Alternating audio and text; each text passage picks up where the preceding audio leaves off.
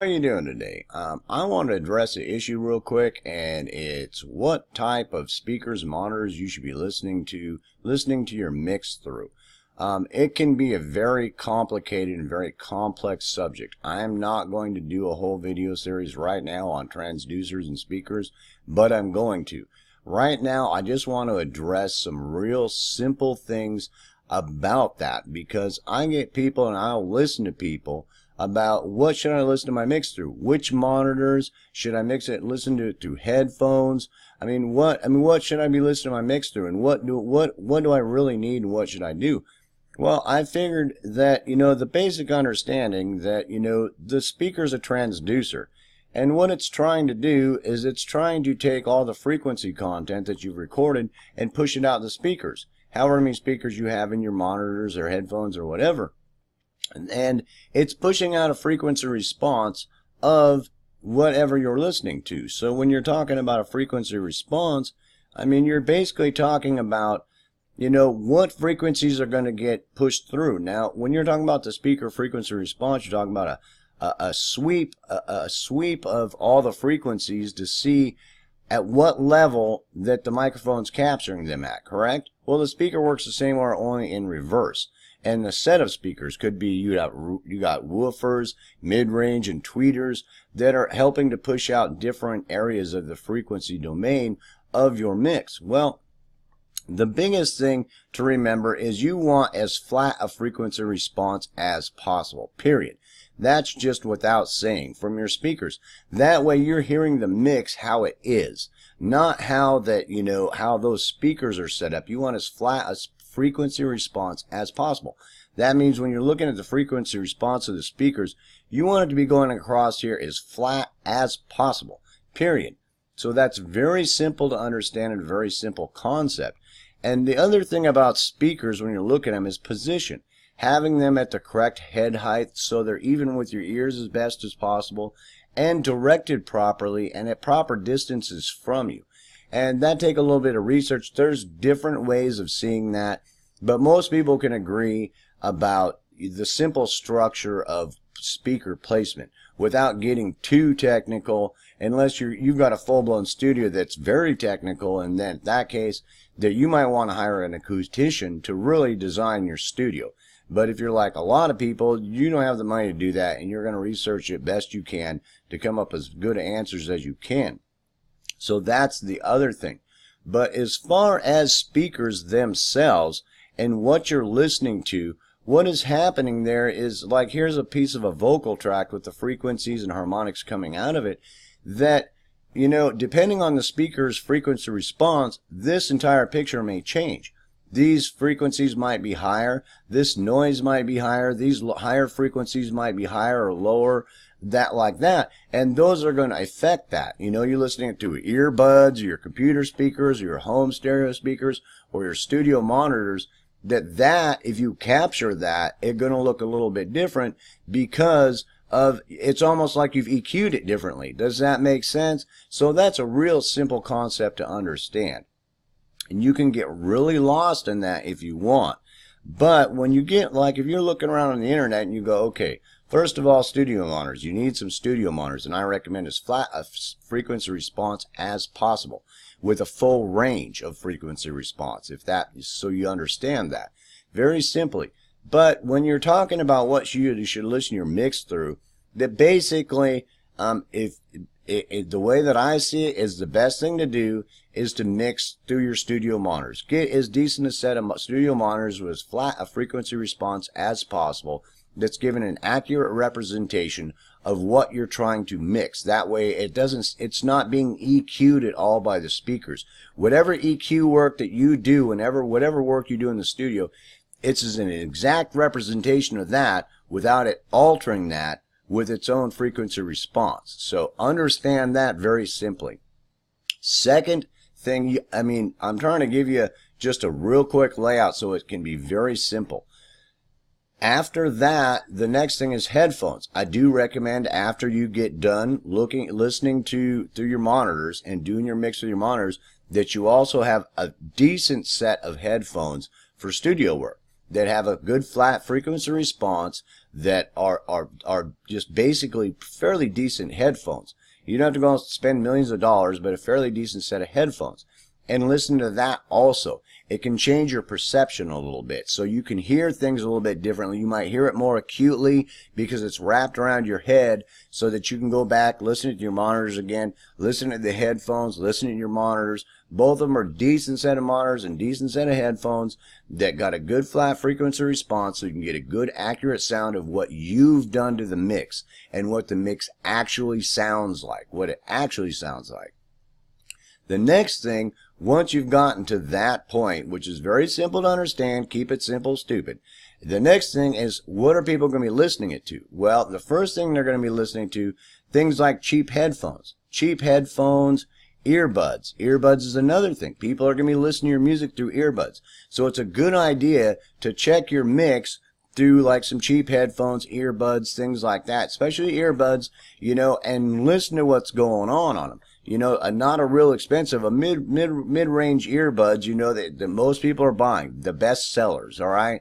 And try to find those, because those are normally not the most expensive or the cheapest.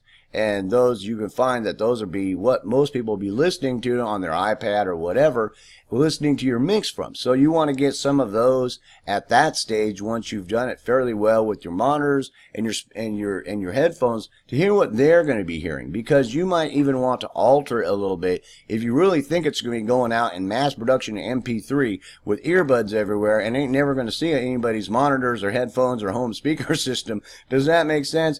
So it's a good idea to listen to there to see what it's really going to be sounding like to them.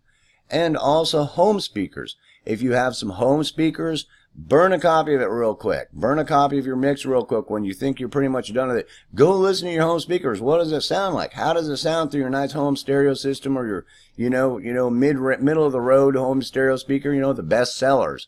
What is the best seller? That's what most people are going to be buying, and that's normally not the most expensive or the cheapest, and that's somewhere in the middle. Does that make sense? Leaning more towards inexpensive most of the time, correct? So let's just, get that straight.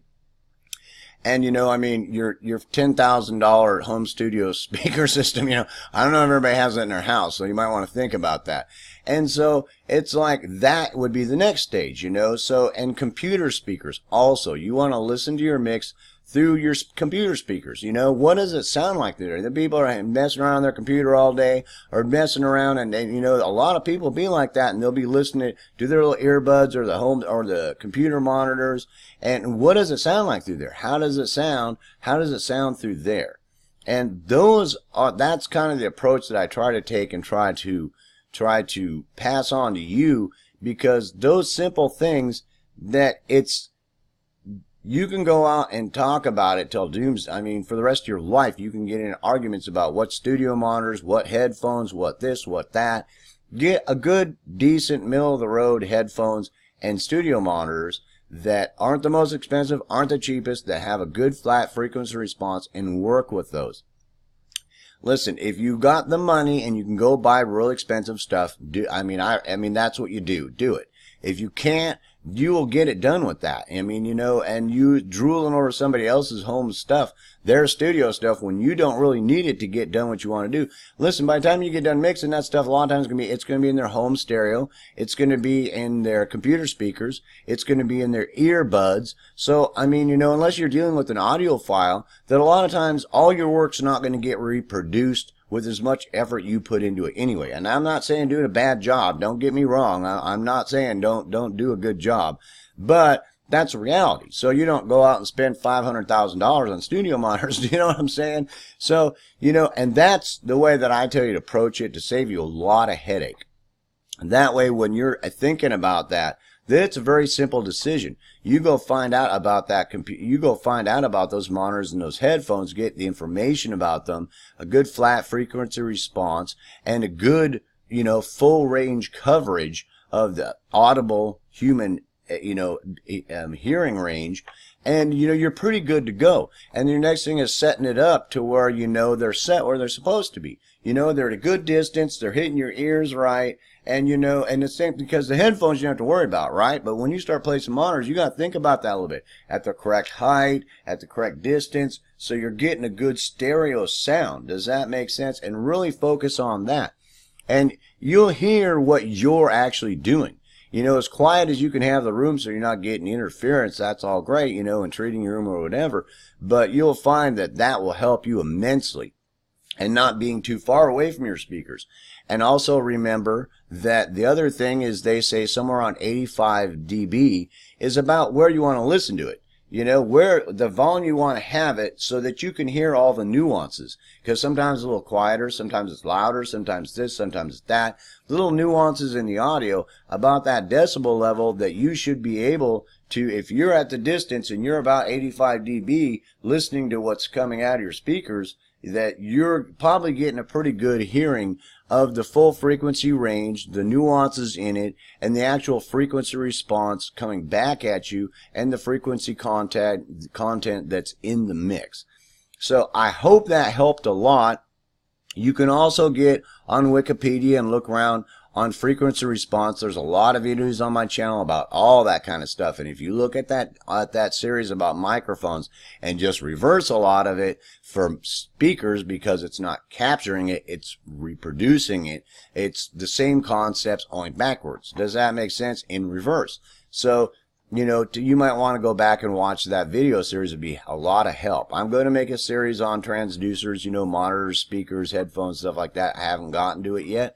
But basically, I hear a lot of questions about that, and I hope that clears that up for you, because you look at speakers and headphones and studio monitors, there's montages of them. There's mountains of them.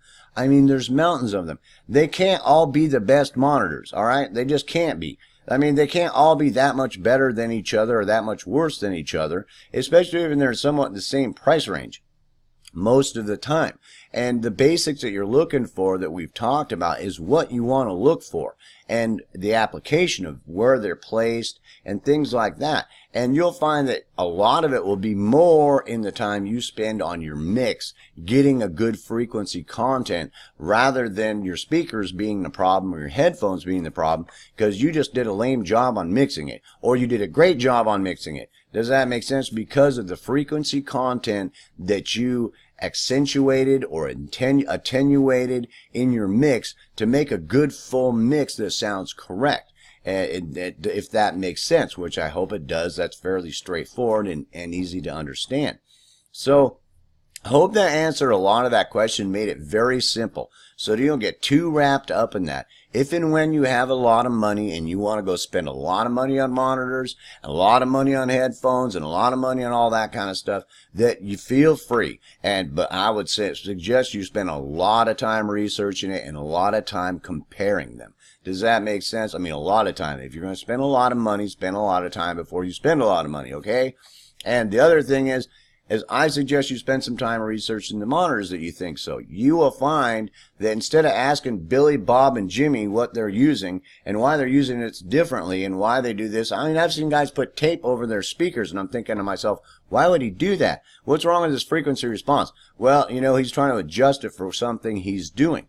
So you sitting down with those speakers, understanding those concepts and understanding it's a lot more in your mix, and having a flat frequency response to work with coming out of your monitors so you're hearing your mix better, what's going on, and researching those speakers. Go find those speakers in your price range, find 4 or 5 pairs of them and compare them. How much information are they giving you, the frequency responses, all the information you can get about them. What is it going to do the audio coming out of the speaker? Does that make sense? I do a full spectrum sweep. What's it going to do that audio coming out? Does that make sense? And it's real I mean, it's not that complicated of a system, a transducer, a speaker. It just really isn't. It sounds like it is, but it really isn't. It does some really simple things. So you want to look for the very simple things to look for so that you can get a decent pair of speakers and using them correctly. Does that make sense? And we already talked about that. If you understood everything I was telling you here, you got a pretty good understanding already what it means to use them correctly and what their purpose is and how to use them. Does that make sense? But you can really get into looking at speaker placement, where to place them and all that Don't get too caught up in that. You will find some guidelines that are very simple about distance and spacing, and you at 85 dB flat frequency response to really be able to hear what's going on. And you should be good to go. And it should solve a lot of problems you worried about which ones you have, and if Bob's got better monitors and you don't have that monitor, and you're thinking, and it's like, you know, Bob's monitors look like a spaceship, dude. Mine got nothing, you know, and it's like, well, what's important in there? Do you have what's important there to get done what you need? And you have that same thing in your headphones. Does that make sense? So that's my advice, and I hope that cleared that up a lot, because that basically cleared up most of the mountains of questions about that I've heard. And the other thing is, one last time, I want to reiterate, when you're switching between your monitors and your headphones, remember it's a different kind of thing. It's going to seem more binaural to you. So you have to understand, keep in your mind that when you're listening to that stereo mix in your monitors and you switch to your headphones, that the feeling is more binaural. It's more surround sound feeling. Even if it's not, you get the impression of that from the headphones. So keep that in mind and really think about that if you start trying to mess with the mix and adjust the mix because of this binaural effect that's happening from the headphones just being on your head. Because it will cause that binaural effect. It just will. I mean, you think about it. Think about it. How many mixing people do you know have their monitors at the side of their head? How many? They don't, do they? They don't. So when you put on a headphones, you're breaking that rule of every studio you see with speakers sitting in front of them, aren't you? Because of the binaural effect. Because it changes the sound of it. It actually might even help your mix, but the problem is it can be too acute. And the problem with that is you have to really watch out for that, because when you are listening to those speakers at that distance, it's not so acute a difference between right and left in that stereo field. But when you put on the headphones or you stick your monitors out to the right and left, that difference in stereo effect is going to get exaggerated a lot in comparison to what you'd normally be listening to them to your speakers. So really keep that in mind. It's not a bad idea, but sometimes it can make you spend a whole lot of time on your mix that you really don't need to, because it's not going to be that noticeable through the speakers in front of somebody's face. Does that make sense? And that most of the time is the idea why. So anyway, I hope that answered that question for you. So when you go out and buy some monitors and some headphones and you want to know what to listen to your mix through and why, there you go. And one last thing is that as you're doing that, the reason why I want you to listen it through the other systems, your home speakers, your earbuds, cheap headphones, and computer monitors, is because of a couple reasons. Frequency response of them isn't really good sometimes. The actual speakers aren't very good. Their entire system sometimes isn't nowhere near as good as your monitors or your headphones. But it will be what they're listening to.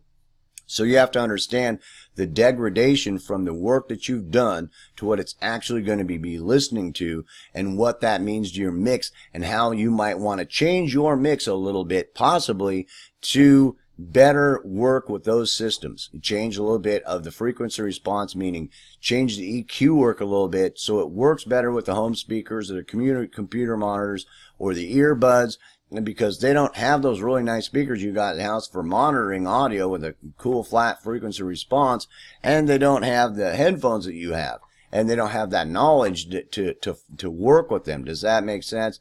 So I hope that helped a lot. I hope that helped you in your decision, so that you know when you're listening to your mix what you should be listening to it with, and what you should be listening to it, and why you should be listening to it with what different applications and what different pieces of hardware.